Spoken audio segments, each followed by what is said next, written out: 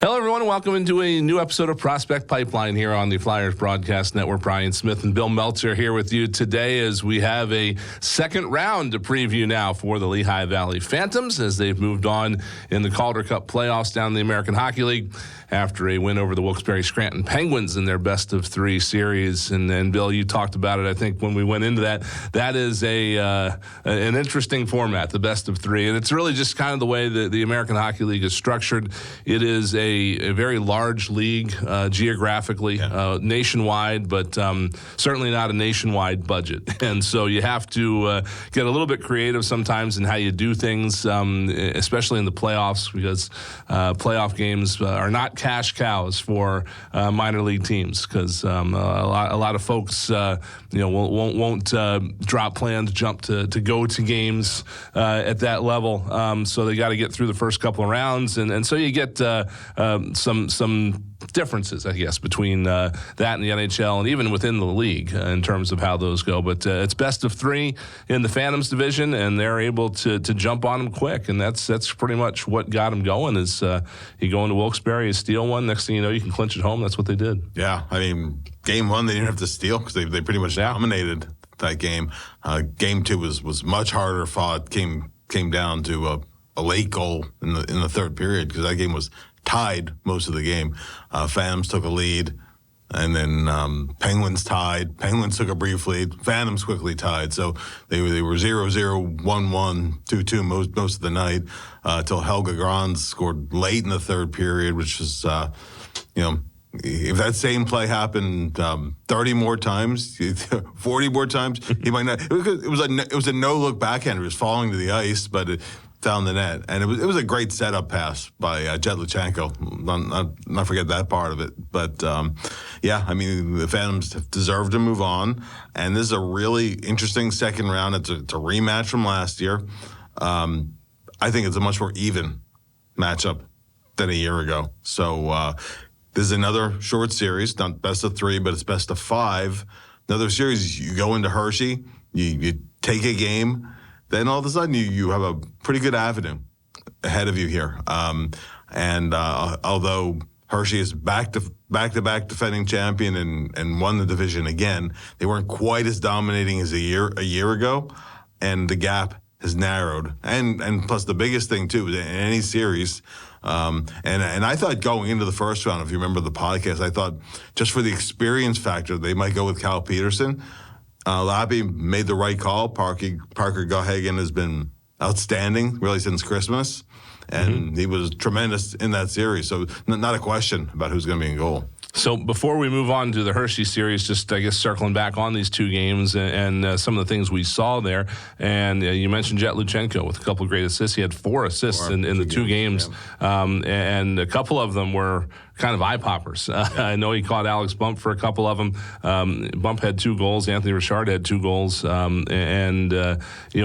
already seeing, I think, some of the comfort level that Luchenko has at that level, which I suppose you would maybe expect that a little bit. That he played 10 games, I think it was, in the regular season before the playoffs started. Yeah. But Alex Bump jumps right in, and he doesn't look out of place at all either. Not whatsoever. Yeah. And as you said, there's some instant chemistry between the two of them. Obviously, Luchenko has the blazing speed and is a natural playmaker, and Bump is a natural shoot-first guy with some size to him as well. So they've kind of hit the ground running together.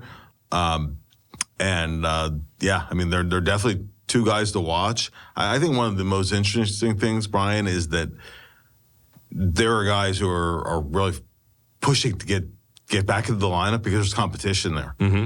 There were guys who were regulars in the lineup a year ago, and they didn't dress just because of the numbers game to an extent. So there's a lot more depth in that lineup than a year ago. I mean, if you go back a year and you would say, okay, well, Cooper Marody is not going to be available pretty much all year, Phantoms wouldn't have been a playoff team at all. Right. This year he was hardly available. Phantoms actually moved up in the standings, and I said they have a fighting chance coming into the series. One of the things that doesn't show up on score sheets and stat rundowns and stuff is the defensive play and stuff away from the puck. And that's one thing that Ian LaPerriere mentioned in his post-game media avail after Game 2 is that one of the things the Phantoms tried to do this year was to check well, be a good checking team, be a difficult team to play against in that regard, which really fits right into everything that's going on up with Flyers. Obviously, that's been a mandate here for the last 3 years, and down in Lehigh Valley, they're going about it more or less the same way. And he talked about how being able to do that in the playoffs is a function of having done it all season long. Right. It's not like you get to the playoffs and you change how you play. So I feel like that's a benefit for this team as well, as these guys get ready to move up to the American League level, some of them anyway, that to the NHL level, I should say, that they'll have had experience playing that way in the American Hockey League, and when they get up to the Flyers, the foundation of that should be there for them. Yeah, well, they will have their sticks in the passing lanes, not afraid to take a hit, to clear a puck or to make a play. They will block shots in key times. In the 2 games, Phantoms gave up the one power play goal to the Pens, but otherwise they killed everything that they faced. I mean, those are the things: goaltending, special teams, getting the puck out of your zone, and also they've both been much improved at this year. Particularly, you saw in that series too, is shift discipline, because guys are not overstaying their shifts. Mm-hmm. They're getting fresh troops out there, and that might not make a difference in this shift or that shift, but it accumulates. It has an effect as a game goes along and as a series goes along. So that's a testament to the staff and obviously the players themselves. And I guess one final note on the series that's over now is that you can't really underestimate, I think, the value of winning a playoff series in a player's development. Yeah. Yes, it's a best of 3. Yes, it's a first round, but still the pressure is there. In fact, the pressure might be elevated a little bit because you can't really get your wheels rolling under you like you can in a best of 7 series when you're playing a best of 3. So that's the kind of thing that is the reason they put guys like Alex Pump and Jet Luchenko and Nikita Grabenkin, why they leave them down in the American Hockey League for the end of this season, as opposed to trying to drag them up to the NHL and give them a taste there, because they get on a run like this, and even just one series victory is going to be huge for them. For sure, and they're playing the high stakes minutes too. Mm-hmm. You come up to the NHL and probably and not to say that the guys who got a game or two towards the end of the season, it wasn't valuable to them. Sure, but for other reasons. Yeah, for other reasons. Yeah. To me, it's a little bit like what the Flyers situation was. It's a little bit like September baseball when a team is not in the race. Mm-hmm. There really is. I mean, there's self-applied pressure, but there's not the same pressure on the team. It's almost like a preseason kind of a feel to a lot of those games. Whereas right now, particularly in that second game, which you lose, if you lose game 2, then all of a sudden game 3 is winner take all. Yeah, and it's elimination for either team. So the Phantoms handle that. And guys who the offense was a little harder to come by in the second game, and guys are contributing in other ways too. Those are all things that you have to do moving up the ladder when you're going to get into some of those big game situations, when the checking gets tighter, because it's not the norm to have offense kind of just flow as easily as it did in that first game, where the Phantoms they're working on a shutout till late in the third period.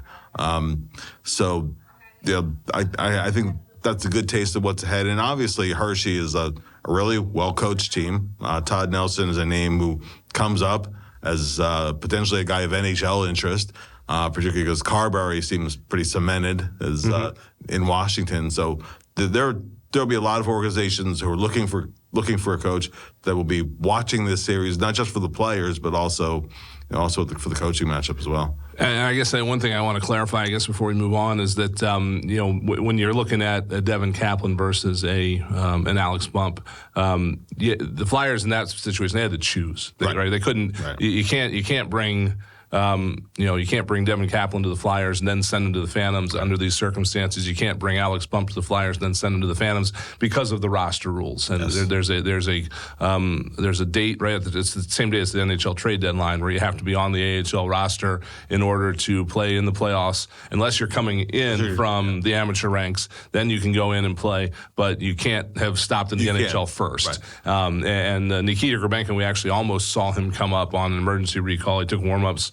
Ended up not being used, but among the rules are that you have 4 regular call-ups. Flyers used 3 of them right on the first day because they needed to be able to field a lineup, and then the 4th one went to Alexei Kolosov during the Toronto trip at the end of the year. So that's kind of the difference there. It's not just free transfers there. It's kind of it's not like they looked at one guy and said, "Oh, you're not worth it." And right. To your point, for Devin Kaplan to come up and play in the NHL and get a taste of that, that'll be huge for his summer, for sure, in terms of preparing for next year. So again, moving on to the Hershey Bears, as Bill alluded to, they have been on quite a run. They've won 2 consecutive Calder Cups. They've won about 12 or 13. I figure in their existence. I've lost count at this point. They were actually going through a similar situation in their history when the Phantoms were here in Philadelphia toward the back half of that team's stay at the Spectrum. Just unbeatable. In fact, that's the last action for the Phantoms in Philadelphia was a sweep at the hands of the Hershey Bears, which, as I recall, going in felt inevitable, but you were just happy to make the playoffs. Yeah. The Phantoms were that year because they had missed it, had a little bit of a bumpy run there toward the end. Yeah, the Phantoms' inaugural season. Yes. They had a great regular season and a series against Hershey, but the Bears won that series on their way to winning the Calder Cup that year. Labbe, I think, was in goal, and he was unconscious. Yeah, there was a that first year. I know there was a goalie fight. Yes, Neil Little and Sinui Wallenheimo or something. Did I get that right? Finished goal. Yeah, I mean there were some legendary battles between the Bears and the Phantoms when they were here in Philly, and now it's going to keep on going. The Hershey Bears are a little bit of a different animal in that. With the Phantoms, the Flyers run the entire hockey operation. So the Flyers, they have obviously their prospects there, but they also sign all the players that play along with the prospects, all the veterans. Cal O'Reilly's not there anymore, but he's a guy that pops to mind as a veteran the Flyers had there over the last few years to kind of help out with developing. The Hershey Bears actually have their own GM in Brian Helmer, who was a player on the team back in the 2000s, and they get I think half of their players from Washington. Correct. But they go out and sign the rest of them themselves, and they are hell-bent on making sure they have a competitive team each and every year, and obviously that is working well for them. So it is a little bit of a different atmosphere there in Hershey, and you've seen how successful it's been. 111 points last year. This year they're a little bit more mortal, though. Yeah, 96 points. 2 points over Charlotte. Yep. So they're obviously, until they're dethroned, they are still the team to beat. Yeah. But and they I think the second best record in the league, Laval, I think, had the best regular season this year. But till somebody knocks them off, they're the team to beat. Yeah, and in fact, when you look at and again, the American Hockey League is an interesting place because you can be just cruising along one day and then your parent team takes your best player. And but when you look at the Wilkes-Barre Scranton Penguins, they actually when you look at goals for, goals against, they actually outscored the Bears this year by 10, and they only had four more goals against. So they may have had a better overall season, I guess you could say, than Hershey did. But the points are, of course, how you determine it all. Yeah, and by the time the playoffs roll around, it's kind of a different roster. I mean, Phantom second Calder Cup. Look what was added, right? Yeah. To that roster. So particularly in the first half of the season versus how the roster looks going into the playoffs. It's not always a great indicator of how a playoff matchup looks. But but that being said, the Bears again, they're still for real. They're still for real, and again, you see this from time to time. I think in the NHL when it's the same guys over and over again, that it takes a lot of effort to play late into a playoff run. And then, you go into. God, we're going all the way almost in the last week of June now, and the season's not starting any later, so your off season is cut pretty short. So it can be a bit of a toll, but I think it's a little bit mitigated in the American League because it's not necessarily the same group of guys every year. Right. It does. You will have some veterans that are there for long haul. We talk about Hershey back when they were. A Phantoms team, or rather a Flyers affiliate for years. Tim Tukey, for example. Mitchell Hammer was there forever. A lot of guys ended up living permanently in Hershey. So it's just, it's a great rivalry, storied history, and of course with the Flyers ties for a number of years in there too. So it's always a great series when the two of them play each other. The league is small, and you see a lot of guys that are familiar with each other. You look at the Hershey Bears, and there's not these guys. These aren't guys that are the main guys on this team. But Mike Vecchione is there. Yep. Matt Strome is there. You've got some guys, Brendan Saulnier, who have had some times in the Phantoms organization as well. So, and if I'm not mistaken, these guys they still do play each other 12 times a year. They right? still have, So they're plenty familiar with each other, which is, I guess, what makes these playoff games even more exciting. Yeah, that's the thing with the American League schedule because it's you build up a healthy dislike for one another, especially the guys who are there for a number of years. You know all their tendencies, but like with the Phantoms, it's Anthony Richard is no mystery to the Bears. If he's healthy, but good luck stopping him at that level because that's a guy who's a force at the American League level. Sometimes I think you can see the difference, particularly among defensemen. The Phantoms have some good prospects among their defensemen, but the general caliber of defensemen in the American League is definitely a step below, a step slower, a little slower in decision making in a lot of cases, which is where a guy could. Be a regular in the American League for a number of years and never really get a sniff or barely play in the NHL. But when you have a young guy who's developing, a Helga Grans, a Hunter McDonald, for example, even Adam Yinning, guys who either are close to a taste of the NHL or in some cases have had some short stints in the NHL. Those are guys worth watching in a series like this. And you talk about how valuable the experience could be. Now he dealt with some injuries during the Phantoms' run to the conference finals, but Travis Sanheim was a guy who gained some really valuable experience in the Calder Cup Playoffs that year. It ultimately didn't end up working out for Phil Myers, but that's the guy who really looked like he was coming on back the last time the Phantoms made that really deep run in the playoffs, and it was huge for those guys. It really gave them a taste of kind of closer to what they would expect in the National Hockey League. Taking a look at the Hershey roster, it is kind of interesting. Their top scorers this year are not guys that are necessarily the up-and-comers for the Washington Capitals. In fact, their leading scorer was a defenseman, Ethan Bear, who was an AHL vet. He was a 2015 draft pick, and one of those guys that's now making a career out of helping, in this case, Washington, develop their guys for the future. But you get a guy like that on your blue line in the American Hockey League. I mean, he had 46 points and was a plus 33 when nobody else on the Hershey roster appears to be much higher than a plus 16. I mean, that is certainly showing you that he's an anchor on this team. They have good leadership in the room, which is kind of a hallmark that Hershey has had, and something the Phantoms have tried to mirror too. I mean, every franchise kind of mirrors that, tries to mirror that too. Guys who've played a little bit at the NHL level. You mentioned Cal O'Reilly earlier. He was a great example of a guy who had a lot of longevity in the American League, had a little bit of NHL background as well. But those are the guys who really guys pick up a lot from in terms of being a pro, how to prepare themselves, how to learn how to play different roles. You can get some of that from your head coach. We've talked about Lappy before as a guy who was a huge scorer in junior hockey.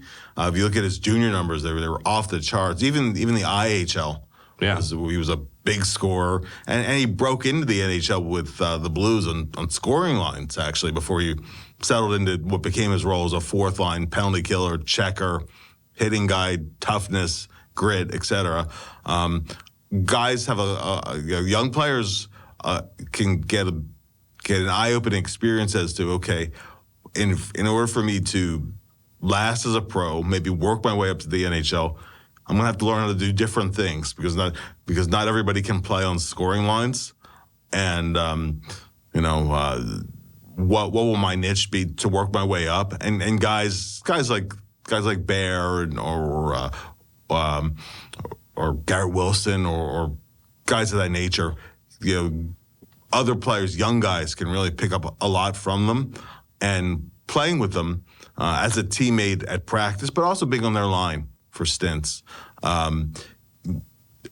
There's a lot they can pick up if they're paying attention. Yeah. And then I think you can also look at guys who are starting to figure that out, like Zayd Wisdom. He's a great story. Yeah. He took such a big jump for the Phantoms this year, being kind of riding that ECHL, AHL borderline for a while. No guarantee beyond his entry-level deal that he was going to have a future in pro hockey. He got a little taste during the pandemic, and it was kind of a watered-down American League. He didn't really get a taste of what because of the taxi squads and those kind of things. So the American League wasn't quite of the same caliber that it was after the pandemic. Zayd's guy had some injury issues and whatever, and it just wasn't clicking for him. But between his work ethic on the ice, improving his conditioning, finding what does and does not work at that level, and gaining his coach's trust. A lot of situations before where Zayd would find himself out of position or, try a play that was working for him, a power move that might work for him in junior hockey that wasn't working in the American League, really just processing, okay, this works for me, this doesn't. And, he's a great testament to the fact that not everybody, development's not always linear, and it's not always fast. Some guys take more time. Looking at some of the guys that you might recognize from the Hershey roster, number one on there probably is Ivan Marashenko, who, again, was a guy that played in the Wells Fargo Center this year for the Capitals against the Flyers. He saw 18 games of action at the NHL level, but he's developing nicely for them in the American Hockey League. Last year, 25 points in 47 games before contributing 12 points in 20 games during their Calder Cup run. This year, he jumps up to 42 points in 53 games as the playoffs get ready to start here. Again, got a taste of it at the NHL level. He is probably the top prospect, it looks like, on this Hershey roster. He's going to be something the Phantoms are going to have to deal with here. No, not for sure. The Phantoms can't let down. Where they didn't have a lot of guys with big stats, but they have good depth too. They're not a one line team where you shut down this line, you like your chances of winning. Really, Hershey's been a team, and it's kind of been, again, kind of a hallmark of some of Nelson's teams where if line one isn't doing it that particular night and line two is going, though they might play a little bit more that night. And, they can beat you with depth. We talked about like wearing a team down. Hershey's been good at that. Even if they're playing from behind at times, they've played from behind more this year than they did pretty much at any point the last 2 years.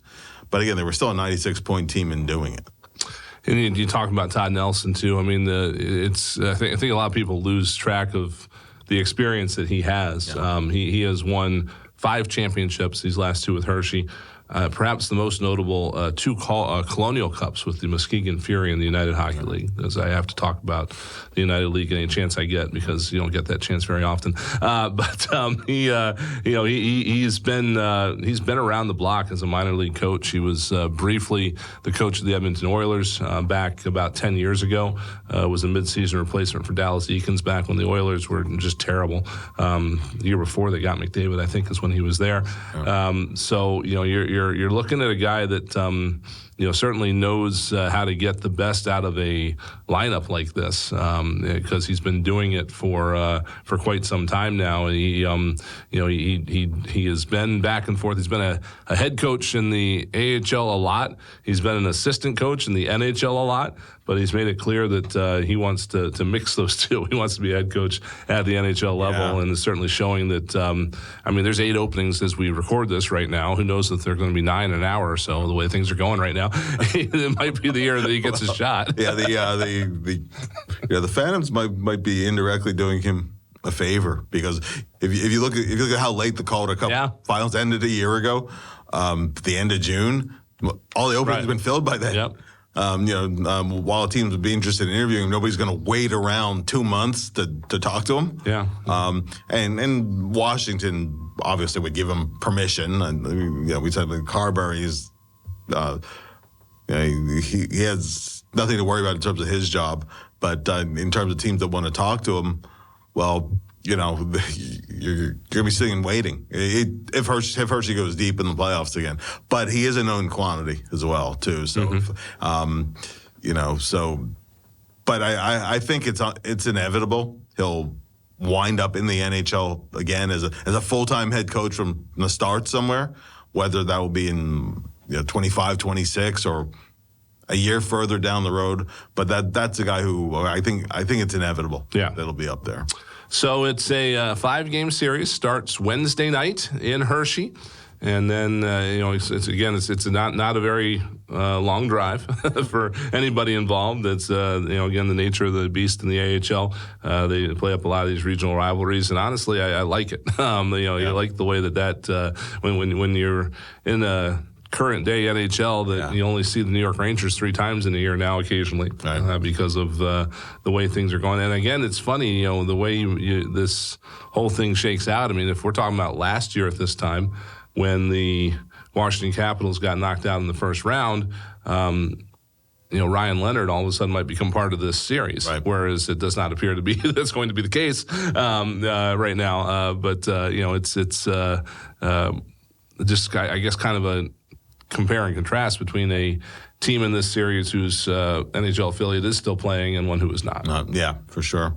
And as I say, just one last thing too is with the closeness of the teams, you get the cross pollination of the fans sometimes. Yeah. Particularly with Hershey fans, and This is not a direct challenge to Phantoms fans, but this is true. Hershey fans like to go and try to outnumber the home team, so just be aware of that. Fill it up.